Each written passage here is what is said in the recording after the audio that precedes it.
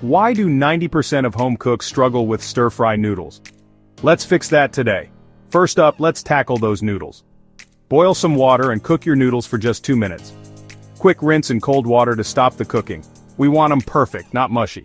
Now grab your fresh veggies, chop up some onions, cabbage, and red peppers. Got your eggs? Crack them into a bowl and give them a whisk. Time to get sizzling. In a hot pan, cook the eggs until they're golden, then slice them up. Next, heat some oil and stir-fry those onions and cabbage until they smell amazing. Toss in your cooled noodles and mix it all up. If the noodles are too long, go ahead and cut them down a bit.